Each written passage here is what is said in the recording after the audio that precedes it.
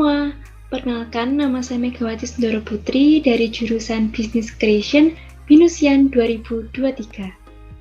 Pada kesempatan kali ini, saya akan memaparkan materi kita pada mata kuliah New Venture Creation di sesi 17 mengenai Choosing the Right Location and Layout. Dalam dunia bisnis, tentu lokasi dan tata letak menjadi peran penting saat kita melakukan sebuah usaha yang dimana itu mempunyai keterkaitan yang erat.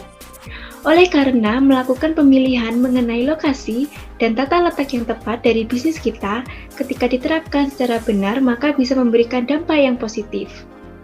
Dampak positif ini berhubungan dengan keberlangsungan bisnis tersebut di tengah masyarakat dalam jangka panjang sekaligus yang mengarah kepada perkembangan bisnis kita untuk bisa bersaing dengan kompetitor. Pada materi ini, kita akan membahas beberapa poin, yang dimana keterbagian poin ini menjadi 6. Yang pertama ada lokasi sebagai sumber keunggulan kompetitif, 2. Kriteria lokasi untuk bisnis retail dan jasa, 3. Opsi lokasi untuk bisnis retail dan jasa, 4. Keputusan lokasi produsen, 5. Pertimbangan tata letak dan desain, 6. Tata letak untuk memaksimalkan pendapatan, meningkatkan efisiensi, atau mengurangi biaya. Jadi yang pertama kita akan membahas mengenai lokasi sebagai sumber keunggulan kompetitif. Di mana pada bagian ini membahas perihal yaitu menentukan lokasi yang tepat untuk bisnis dapat menghasilkan keunggulan kompetitif yang penting. Yang kedua, memilih kawasan untuk keberlangsungan bisnis tersebut di mana bisa dilihat dari sensus data, set selection, analisis lifestyle market, dan lain-lain. Poin yang ketiga, memilih negara yang dilihat dari sisi memiliki kedekatan dengan pasar, kedekatan dengan bahan baku yang dibutuhkan, dan lain-lain. Poin yang keempat ada memilih kota dengan infrastruktur yang sesuai dan juga dilihat dari sisi tren populasi yang memadai. Dan poin yang kelima ada memilih site. Tentunya hal ini dilakukan dengan tujuan untuk memperjelas dari kepastian dalam mempertimbangkan keberadaan bisnis kita agar bisa memberikan keuntungan di masa yang mendatang. Tak hanya itu saja, hal ini dapat membuat customer menjadi aware terhadap produk kita. Dan kemudian poin kedua ada kriteria lokasi untuk bisnis retail dan jasa. Di mana hal ini dapat dilihat dari faktor yang pertama ada wilayah tempat bisnis yang bisa mendukung dalam menarik minat pelanggan. Yang kedua ada tingkat persaingan yang ada di pasar. Ketiga, memiliki jaringan transportasi. 4, parkir yang memadai. Kemudian poin yang ketiga ada opsi lokasi untuk bisnis retail dan jasa.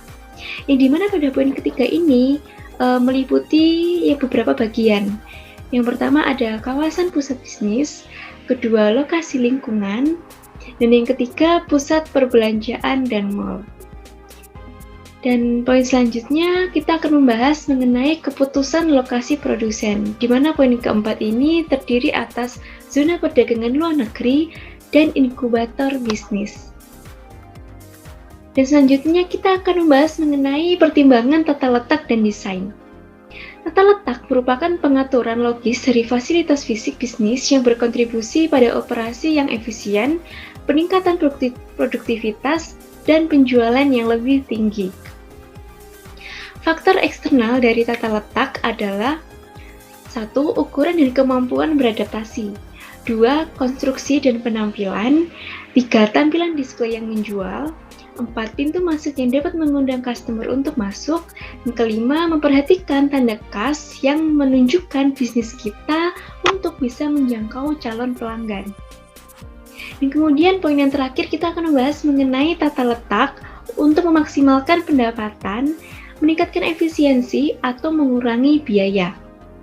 Dengan cara berfokus pada tata letak yang membangun interior melalui ergonomi, yaitu ilmu yang mengadaptasi pekerjaan dan lingkungan kerja untuk melengkapi kekuatan karyawan dan untuk memenuhi kebutuhan pelanggan. Ergonomi telah menjadi bagian integral dari desain apapun. Tata letak dan desain yang tepat akan menghasilkan produktivitas, efisiensi, atau penjualan yang lebih tinggi.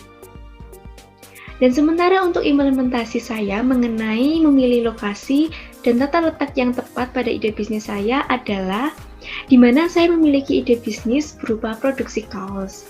Nah, kaos yang saya produksi nantinya memiliki keunggulan dan value yang tentunya berbeda dari kompetitor, di mana dilihat dari sisi kualitas sablon dan juga dilihat dari sisi kain yang tentunya nyaman dipakai sekaligus mampu menyesuaikan dengan bentuk tubuh dari customer.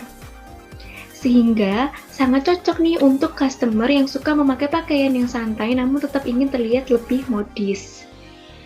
Untuk melengkapi kebutuhan fashion di kehidupan sehari-hari para customer ini. Maka dari itu, untuk mendukung penjualan dari ide bisnis ini, saya menetapkan untuk memilih lokasi yang strategis, di mana berada di pusat kota yang tentunya banyak kerumunan orang, dekat dengan perkantoran, bahkan gedung sekolah.